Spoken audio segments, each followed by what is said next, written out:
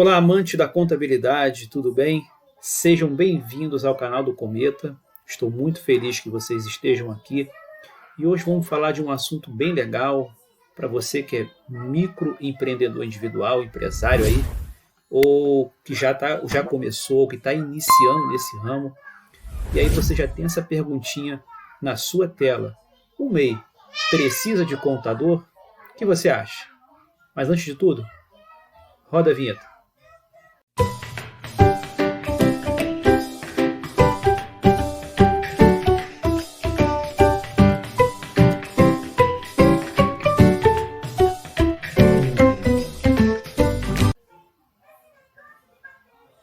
Bom, muitas pessoas nos perguntam, principalmente algumas pessoas me perguntam o seguinte: eu sou MEI, eu devo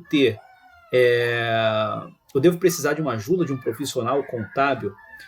Bom, eu vou responder essas perguntas ao longo do vídeo para que vocês entendam. Eu vou falar um pouquinho aqui do próprio MEI, as bases dentro da lei e, é claro, falar sobre distribuição de lucros, porque é um ponto muito importante, é um ponto que causa muitas dúvidas nas pessoas que têm o MEI, né, que tem a empresa MEI.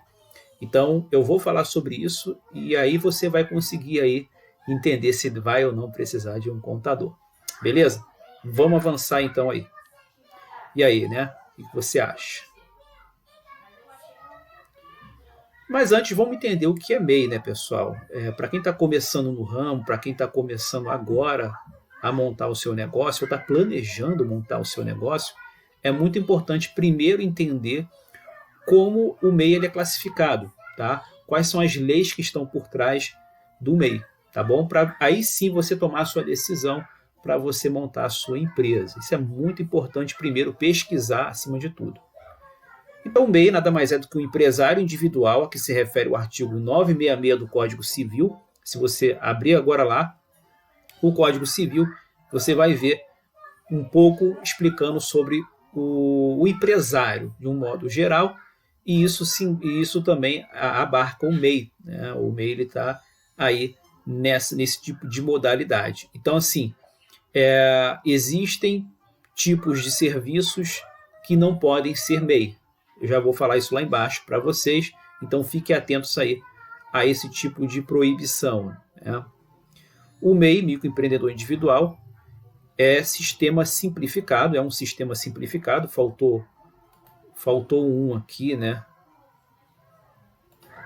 O MEI é um sistema simplificado de abertura de empresa que visa transformar o empresário informal em empresário legalizado, cedendo as vantagens e benefícios ao comerciante. Eu botei aqui em vermelho para vocês verem o que é importante ao abrir um MEI. Alguns dizem assim: mas você vai sair da informalidade e vai trabalhar com como uma empresa legalizada, a sua própria empresa com CNPJ próprio. Beleza, mas não é só isso.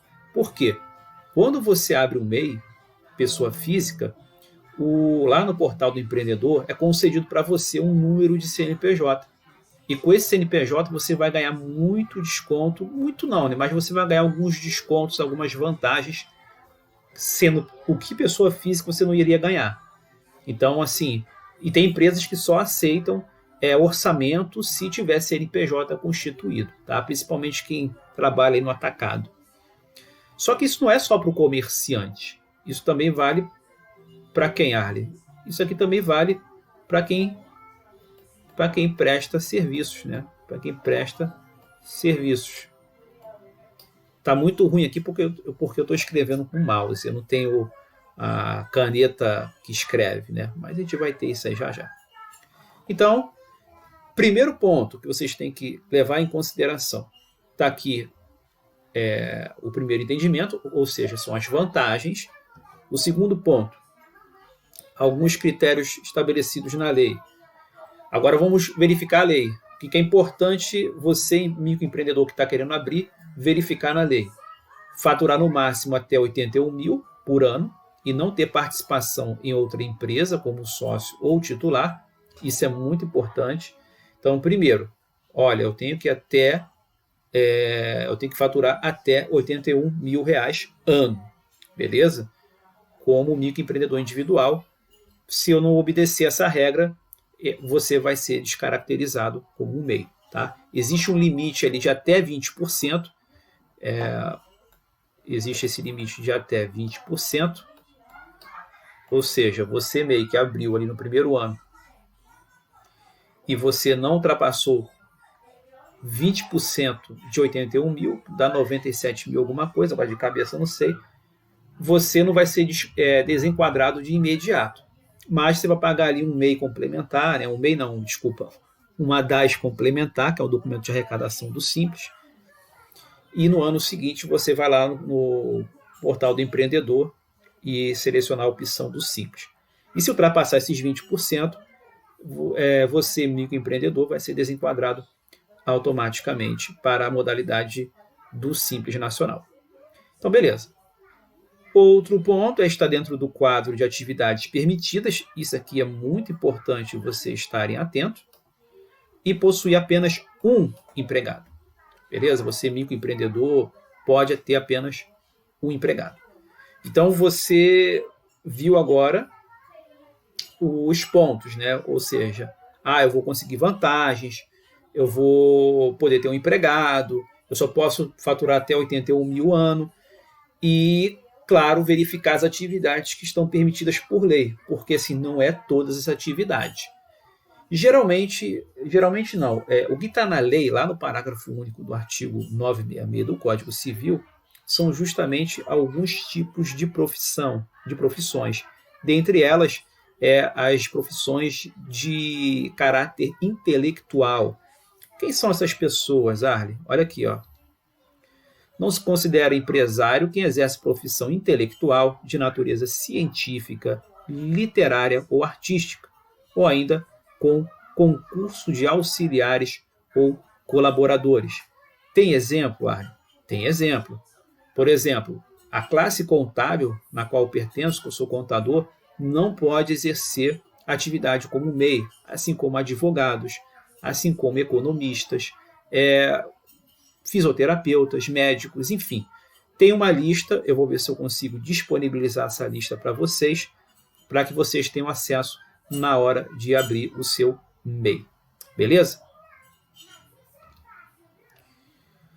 A gente falou do limite de 81 mil ano, mas é importante ficar atento também ao limite proporcional.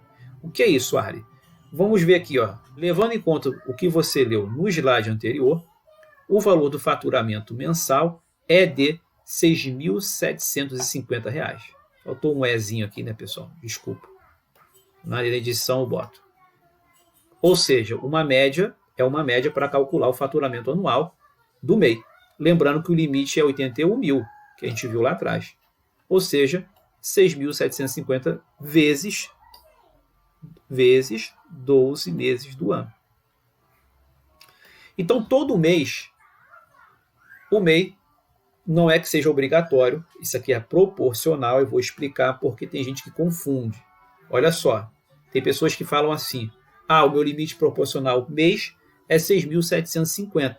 Então, se eu ultrapassar 6.750, eu vou ser desenquadrado. Não, não e não. Se você iniciou a sua empresa em janeiro e até dezembro vão constituir 12 meses, você não vai se importar com esse limite proporcional, e sim com o seu limite anual. Beleza? Agora, olha aqui embaixo. Se a empresa foi aberta no decorrer do ano, este cálculo será proporcional e não vai atingir os 81 mil. Então, ó, não é 81 mil, é 6.750 vezes o número de meses do ano. No caso aqui, botei 12 meses no ano. Beleza. Mas pode ser, por exemplo, em vez de ser 12, pode ser 6 meses. E é o que eu botei aqui embaixo. Ó. Olha o exemplo aqui que eu botei para vocês. Então, se você é MEI, abriu a empresa no meio do ano, em junho, e tem 6 meses de atividade, o seu faturamento anual MEI máximo corresponde à metade do valor, obviamente. Ou seja, o seu limite anual de faturamento MEI será de apenas 40.500. É só você pegar a quantidade de meses e multiplicar pelo valor proporcional mensal, que é 6.750. Beleza? Eu abri em dezembro, Arley. E então você vai declarar o quê? Lá na sua declaração de anual do Simples Nacional. Você vai declarar lá na declaração do Simples o quê? 6.750. Até 6.750. Beleza? Então, nesse caso, você não pode ultrapassar. Por quê? Só tem um mês de funcionamento. Então, cuidado com essas informações que te passarem. Você não pode ultrapassar 6.750. Não é isso, tá bom? Bom, eu expliquei tudo isso para vocês, mas você aí que está me vendo pergunta, e aí, vai ou não vai precisar de contador? E aí, afinal de contas, estou esperando a resposta. Olha só, gente. Por que o profissional contábil é importante? Eu vou te passar aqui alguns tópicos, alguns pontos, e aí você vai fazer uma autoanálise. É claro que eu vou também dar a resposta. Aí você vai ver. Bom, conforme o Arley me passou aqui, será viável ter o contador ou não? Olha, isso são bases, tá? Conforme a minha experiência como contador e de outros colegas também sobre esse tema. É essencial para um melhor controle dos gastos e lucros do MEI. Então, por que o profissional contábil é importante? Porque ele é essencial para o melhor controle dos gastos e dos lucros do MEI. Então, o MEI ele tem gastos e ele tem lucro, obviamente. O que o empresário ele busca é a lucratividade. Só que ninguém consegue uma lucratividade sem despesa. E o que muitos não sabem é que as despesas vão ser declaradas lá no imposto de renda pessoa física, atrelado ao CPF desse microempreendedor. Não vai ser feito lá na sua declaração anual do Simples. Então, cuidado. Eu vou falar lá na frente sobre a recomendação de guardar toda a documentação fiscal da empresa, tá? Com despesa, com tudo. É muito importante vocês guardarem isso. Outro ponto importante de se ter um profissional contábil, além do controle de gastos e lucros do MEI, é claro que ele vai auxiliar você, MEI, no cálculo dos custos fixos e variáveis. Aqui entra um pouquinho na contabilidade de custos, onde o empresário, se ele tiver já um pouquinho de expertise nesse assunto, ele vai conseguir obter muito, mas muito ganho, vamos dizer assim. Ele vai estar anos-luz na frente das outras pessoas. Por quê? O controle de custos ele é muito essencial para a saúde financeira da empresa. Então, o que é custo variável, Arley? A grosso modo, né? Vamos falar aqui bem rápido. Tudo aquilo que varia de acordo com o volume de produção, para quem é indústria, ou com o volume de vendas, de mercadorias. Então, se você vende uma mercadoria, por exemplo, você comprou um produto X lá, e esse produto X, o que muita gente faz errado é o seguinte, eu comprei um produto por 100, eu vou dobrar e vou vender por 200. E aí está cometendo um erro. Por quê? Não foi levado em consideração, além do custo inicial dessa mercadoria, não foi levado em consideração o frete, não foi levado em consideração a embalagem que ela vai ter que comprar para mandar para o cliente, as taxas que tem de cartão de crédito, se for vender parcelado, se você vende aí no Mercado Pago, PagSeguro, AME, tudo isso tem que ser levado em consideração no preço final do produto.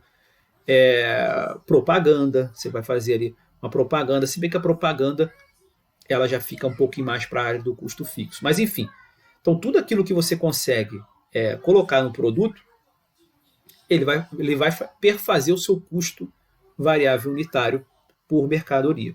Tá? E o custo fixo é aquele que o nome já diz, é aquele em que você vai calcular após o cálculo do custo variável. Por quê? Como é que funciona isso? Tá? Eu não vou ficar me estendendo muito nisso aqui, não, isso aqui é uma aula de custos, mas rapidinho para vocês entenderem como é que funciona. Você tem a sua receita, tá? Que são os seus ganhos, você vai deduzir os seus custos variáveis e vai apurar uma margem de contribuição. Eu vou fazer um vídeo depois sobre isso. Essa margem de contribuição é ela que vai fazer com que você verifique se aquilo que você ganhou, deduzindo dos seus custos variáveis, vai ser possível, ou seja, vai ser fundamental para cobrir os seus custos fixos e aí gerar o lucro. E muitas pessoas não sabem disso. Tá? Olha a importância do profissional contábil. Vou tentar correr aqui porque senão vai ficar muito longo o vídeo. Então é importante o empresário verificar os limites de desenquadramento. Então é muito importante isso. Tá? Avisando, olha, você vai desenquadrar aqui. Claro que o foco do contador não é deixar o empresário fixo num tipo de tributação. Olha, você vai estourar o MEI, cuidado, você não pode vender mais. Não é isso. E é até bom que o empresário ele ultrapasse esse valor para que ele continue crescendo como empresa. Tá? Não tem que pensar pequeno não, gente. E aqui o quarto ponto, que eu acho que é um ponto muito importante, por isso que eu botei ele aqui de azul, que são a expertise nas declarações do CPF e CNPJ do empresário. Então, tem pessoas que confundem, tá? Já vi pessoas dizer assim, eu abri meu MEI, então eu não preciso fazer nada lá na declaração de ajuste anual. Não é bem assim, tá? Então, quando a pessoa vai lá e abre o MEI lá no portal do empreendedor, ela tem sim um CNPJ criado para ela.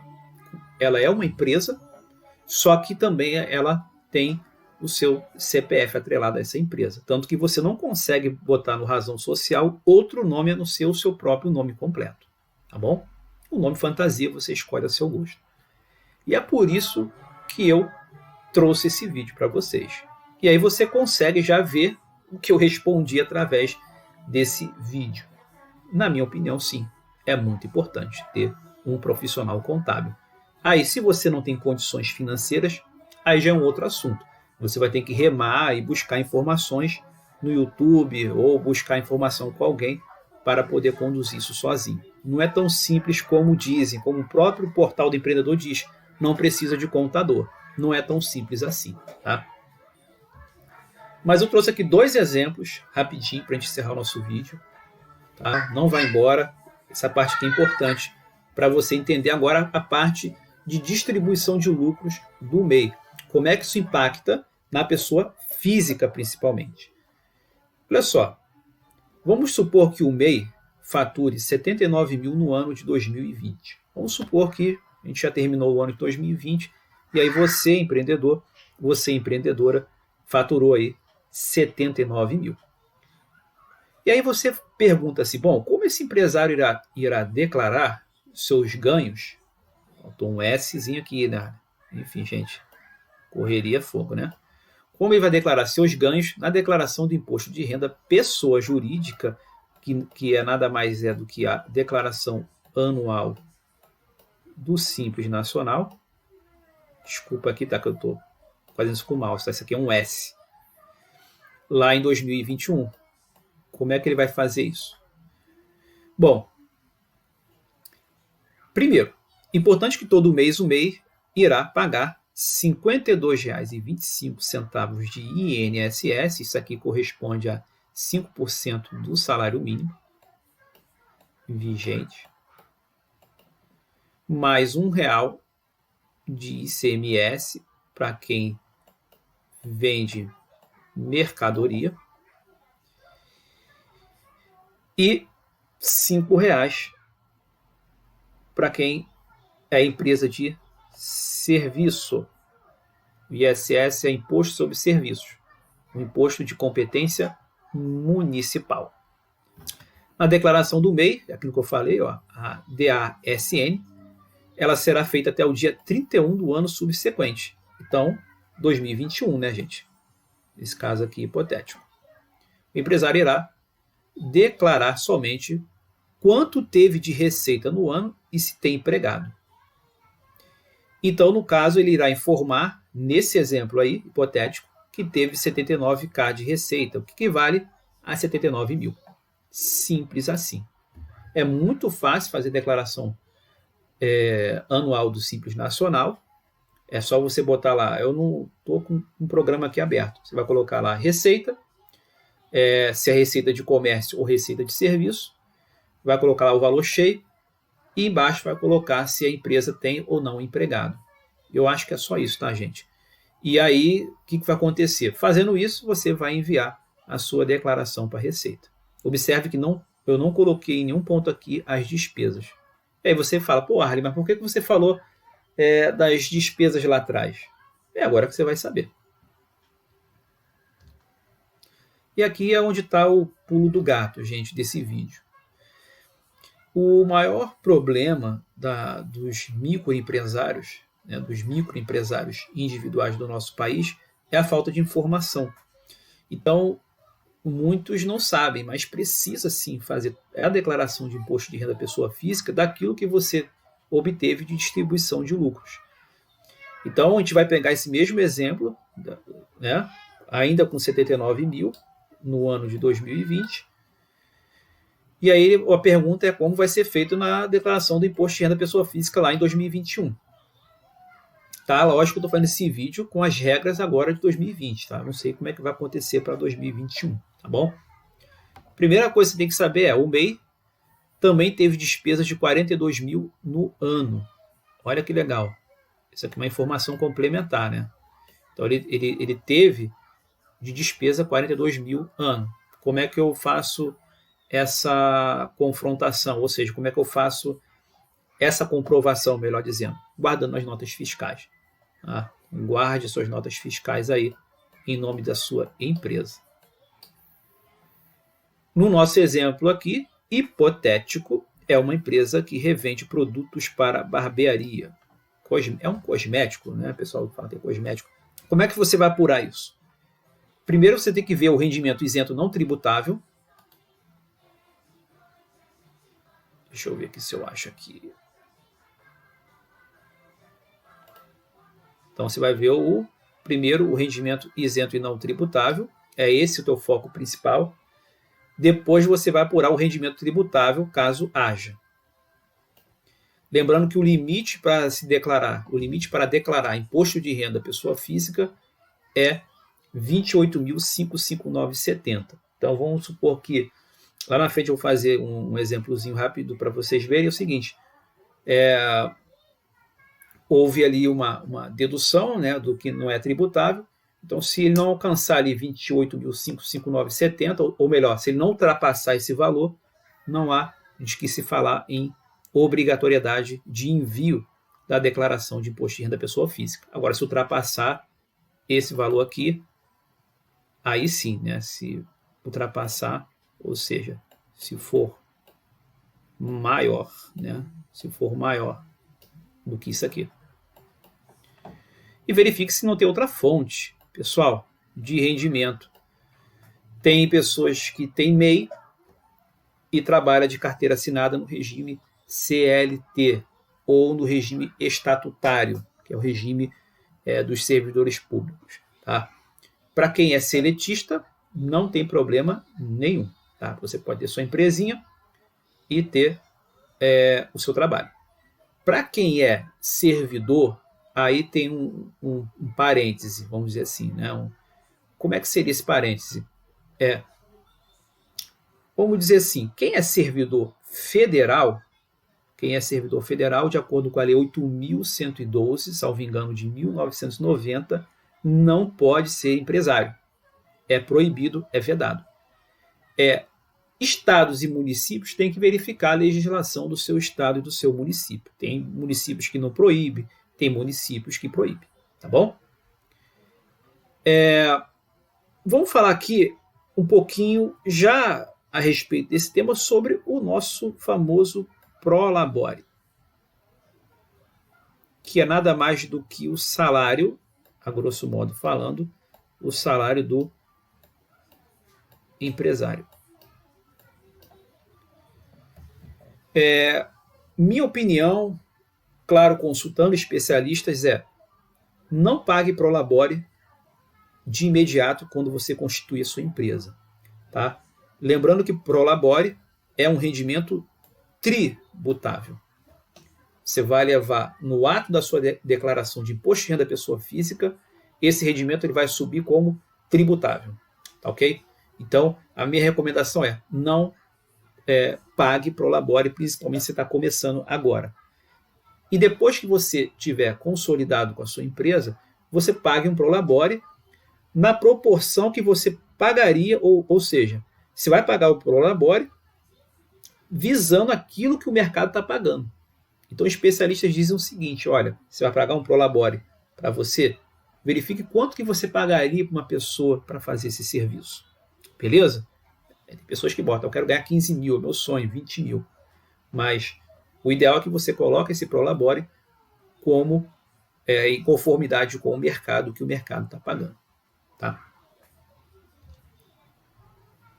Bom, eu estou aqui com uma... Vamos agora fazer conta, né? Vamos fazer conta para a gente terminar o nosso vídeo. Eu estou com a resolução aqui do probleminha que a gente criou, onde eu vou primeiro achar o rendimento isento. Lembra que eu falei aqui? Ó? Primeiro apure o rendimento isento e não tributável. Eu vou pegar os 79 mil que foi receita, os ganhos, e aplicar esse percentual aqui de 8% de presunção, que vai perfazer esse valor aqui de 6.320, que é o seu rendimento isento. E aí você vai perguntar, eu não entendi de onde veio esse 8%. A lei 9.245 ou 249, me perdoe, vou digitar o vídeo se eu estiver errando a lei, 9.249 de 95, acho que é isso, lá no seu artigo 15, fala das modalidades, ou seja, das alíquotas, melhor dizendo, das alíquotas de presunção. O que é presunção, Arlen? É estimar. Quando você fala que presume, você está estimando. Então, estima-se que para comércio é 8%. Tá? Então, a nossa empresa, como é uma revendedora de produtos para barbearia, 8%. Beleza? Se fosse serviço, Arlen, depende. A maioria dos serviços são 32%.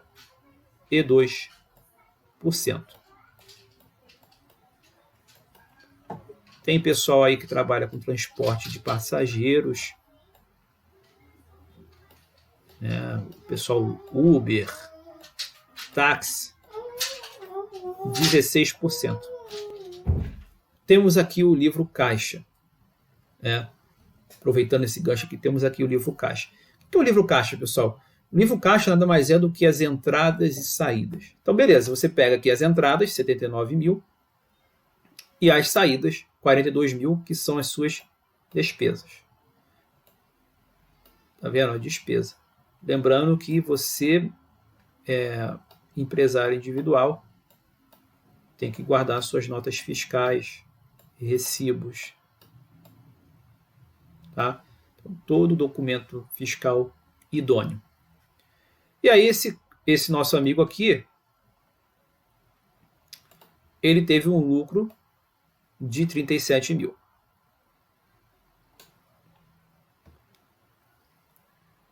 Aí você pergunta, como é que eu vou fazer esse tipo de distribuição?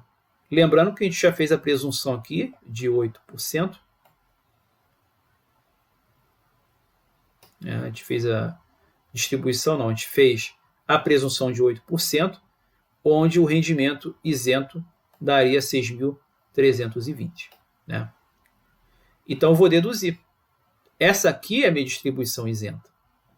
Então, desse valor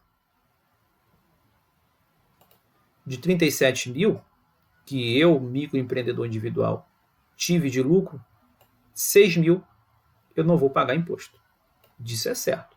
Não vou pagar imposto em cima de 6.320. E eu tenho um saldo oferecido à tributação, ou valor a tributar, aí fica a seu critério, de 30.680. Lembrando lá atrás que eu falei que o limite era esse aqui, ó. Não era esse aqui o limite? Esse é o limite. Então veja que ultrapassou 28.559,70. Ora, se ultrapassou, eu, empresário, nesse caso aqui, sou obrigado a fazer a declaração de imposto de renda pessoa física, a declaração de ajuste anual. Não tem para onde correr. Eu coloquei aqui do lado a tabela do imposto de renda 2020. Lembrando que essa tabela não sofre correção, salvo engano, desde 2015 ou 2016. Vou fazer um vídeo falando do que isso vai causar, o que isso causa na vida das pessoas físicas e também dos microempreendedores. Esse não reajuste da tabela. Isso é um outro vídeo, eu não vou me aprofundar nesse tema agora, tá bom? Então, a tabelinha está aqui. Veja que esse aqui é o valor para quem vai ficar isento até 22.847,76 é isento e acima disso começa a tributar. Bom, a gente teve aqui 30.680, que é o lucro já descontado da parcela isenta. E aí a gente vai aplicar 20%.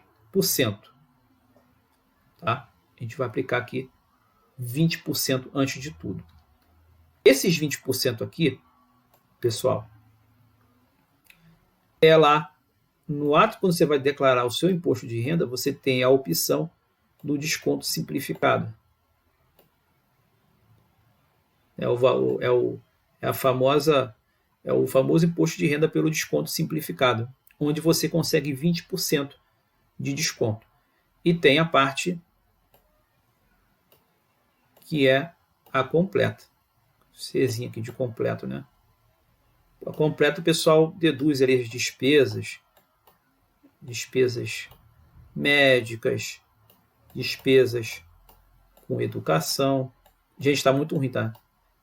Eu não tenho caneta para escrever, estou escrevendo com o mouse. Me perdoem aí, tá? Então, eu estou levando em consideração que ele está fazendo pelo desconto simplificado, tá? Ele poderia fazer pelo completo se ele tivesse aqui bastante despesa médica, despesa com educação. Tá? Mas eu peguei esse caso aqui como exemplo.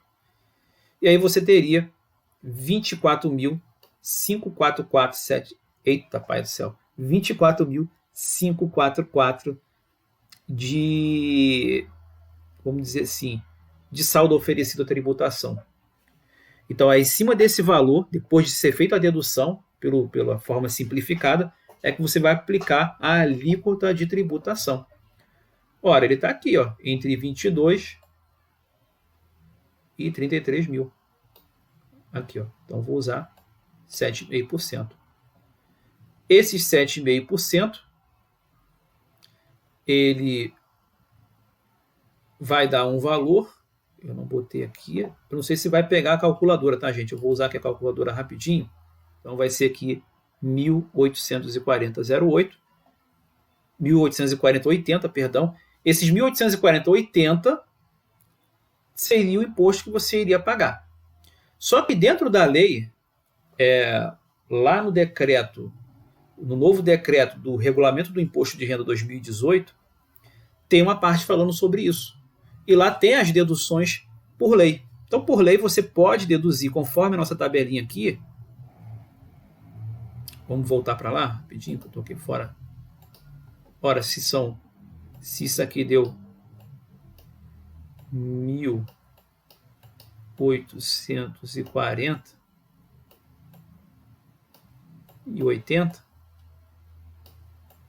você vai pegar esses 1.840 e diminuir de 1.713,58. Olha aqui, ó, nossas setinhas. Eu botei essa setinha aqui para mostrar para vocês. Olha, se não tivesse esse desconto simplificado, a alíquota seria em cima de 3.680. A gente aplicaria 7,5%. Aqui a gente está falando do desconto simplificado, que eu acabei de botar. E de onde eu tirei essa parcela a deduzir? Tirei daqui, gente. Ó. 1.713,58. Você vai pegar isso aqui, esse valorzinho aqui, e diminuir desse aqui. Então, você vai pagar de imposto no final de tudo. O que, Ari? Você vai pagar isso aí. Ó. Deixa eu pagar aqui porque está com muita informação. Olha quanto você vai pagar de imposto. Vai pagar isso aí, ó. 127,22. Então, pessoal, veja a importância de ter um profissional de contabilidade para ajudar vocês aí na tributação da distribuição de lucros da empresa de vocês. Então, tudo segue a base na tabela progressiva. Então, cuidado, tá? Cuidado na hora de fazer aí a sua declaração de imposto de renda pessoa física. Então, a minha opinião, termino o vídeo dizendo, procure sim um profissional de contabilidade para te ajudar com essas questões, não só na declaração de imposto de renda pessoa física, como também na jurídica, que tem gente que tem dificuldades, embora seja simples. E, é claro, todo esse processo de custeio, isso é muito bom ter alguém ali para ajudar vocês. Tá bom, pessoal? Peço desculpa aí pelos garranchos, tá? Mas eu em breve vou ter uma canetinha para escrever. Tá bom? É o Pen Mouse, se eu não me engano. Pessoal, forte abraço. E aí, fiquem de olho no canal. Aproveita aí, se você não se inscreveu, se inscreva no nosso canal e encha a mão aí e dá aquele like bem legal para o nosso canal, para que a gente possa passar aí conteúdos legais para vocês, tá bom? Forte abraço e até a próxima. Tchau, tchau, gente.